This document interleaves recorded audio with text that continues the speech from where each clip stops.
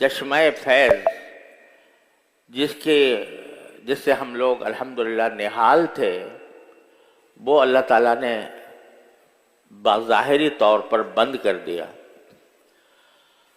تو خوب سمجھ لیجئے کہ بزرگوں نے یہ کہا ہے، اور اس کو اگر کوئی غلط معنی پہنانا چاہے تو پہنائے، لیکن ایک حقیقت ہے۔ حقیقت یہ ہے کہ جس کو اللہ تبارک و تعالی فیض کا ذریعہ بناتا ہے، تو بزرگوں کے بارے میں یہ کہا گیا ہے کہ ان کا فیض ان کی وفات کے بعد بڑھ جاتا ہے۔ اور یہ کلمہ میں نے سب سے پہلے یہ بات حضرت والد ماجد قدس اللہ تعالیٰ سرہ کی وفات کے موقع پر جب ہم غم سے نڈال تھے، اس وقت ایک حضرت گنگوہی رحمۃ اللہ علیہ کے مرید تھے، بالواسطہ یا بواسطہ مجھے اس کی تحقیق نہیں، لیکن حضرت گنگوہی رحمۃ اللہ علیہ کے سلسلے سے ان کا تعلق تھا۔ انہوں نے آ کر یہ جملہ فرمایا کہ تم صدمہ نہ کرو، ان بزرگوں کا فیض مرنے کے بعد، موت کے بعد بڑھ جاتا ہے۔ فوری طور سے تو مجھے اچنبھا۔ سامعین و ناظرین، میرے سنی بریلوی حنفی بھائیوں، السلام علیکم ورحمۃ اللہ وبرکاتہ۔ تو آپ حضرات نے سنا، یہ دیوبندی شیخ الاسلام المسلمین تقی عثمانی ہے، دیوبندیت میں ان کا ڈنکا بج رہا ہے۔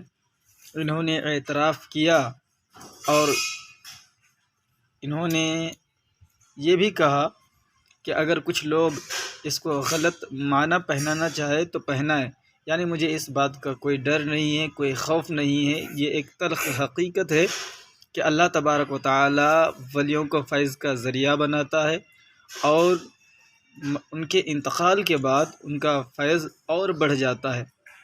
سامعین و ناظرین، تو جب ہم اللہ والوں سے امداد طلب کرتے ہیں، ان کے فیضان کو بیان کرتے ہیں، تو یہی دیوبندی ہمیں مشرک کہتے نہیں تھکتے، بدعتی کہتے نہیں تھکتے۔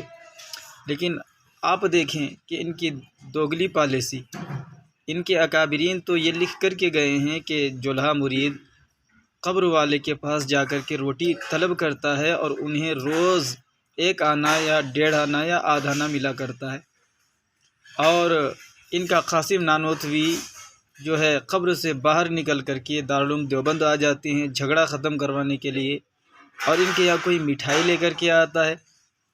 لیکن پھر بھی نہ جانے کس منہ سے یہ ہم اہل سنت والجماعت سنی بریلوی حنفیوں کو یہ طعنہ دیتے ہیں مشرک ہونے کا، بدعتی ہونے کا۔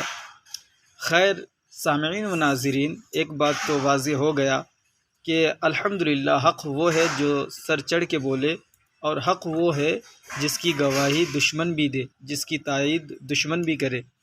تو آج شیخ الاسلام والمسلمین دیوبندی مولوی تقی عثمانی نے، جو دیوبندیوں کے شیخ الاسلام والمسلمین ہیں، اس نے یہ واضح کیا کہ اللہ والوں کا فیضان انتقال کے بعد بڑھ جاتا ہے، اللہ تبارک و تعالی ان کو فیضان کا ذریعہ بناتا ہے، فیض کا ذریعہ بناتا ہے، جن سے لوگ فیضیاب ہوتے ہیں۔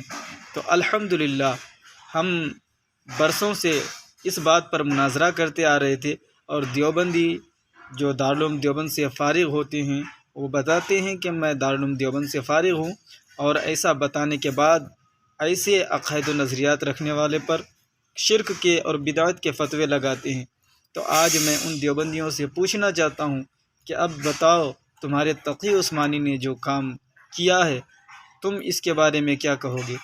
کیا کیونکہ جب ہماری بات ہوتی ہے، جب ہم کہتے ہیں کہ تھانوی نے جو ہے ایسا لکھا ہے کہ ان کے پیر زادہ بھائی جو ہے قبر پرستی کی ہیں بقول دیوبندیوں کے، کیونکہ انہوں نے قبر والے سے جا کر کے مانگا ہے، تو ذرا انہیں مشرک کہو، تو یہ کرامت کا رٹ لگا کر ان کو بچانے کی کوشش کرتا ہے۔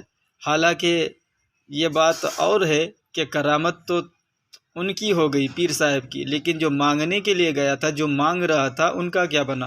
کیونکہ تم اگر کوئی غریب نواز سے مانگے، غوث اعظم سے مانگے تو مشرک کہتے ہو، تو کوئی تمہارے پیر صاحب سے مانگے تو وہ مشرک کیوں نہیں ہوتا؟ تو یہ پھر جان چھڑا کے بھاگتا ہے، تو میں پوچھوں گا کہ بھائی اب مجھے بتاؤ کہ تقی عثمانی جو کہہ رہا ہے کہ غلط معنی جو اس کو دینا چاہے دے، لیکن حقیقت یہی ہے کہ اللہ تبارک و تعالی ولیوں کو، بزرگوں کو فیض کا ذریعہ بناتا ہے اور بعد وصال ان کا فیض بڑھ جاتا ہے۔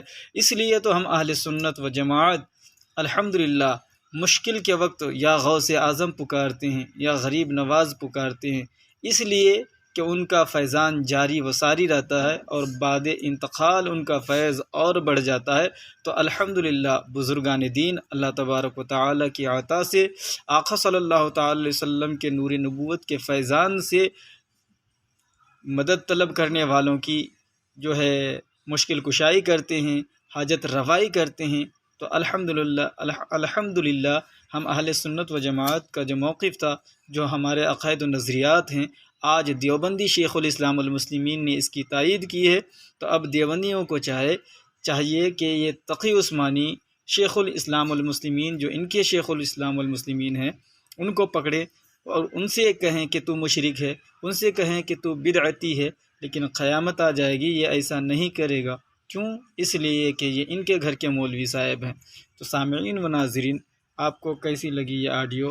آپ اپنے رائے کا اظہار کومنٹ باکس میں کریں، اور جو بھائی ہمارے پہلی بار میرے آڈیو کو سن رہے ہیں تو وہ جو ہے چینل کو سبسکرائب کر دیں انشاءاللہ تعالی عز و جل۔ ہم آپ کے سامنے ایسی ہی آڈیو لے کے آتے رہیں گے۔ جب تک کے لیے دی اجازت، السلام علیکم ورحمۃ اللہ وبرکاتہ۔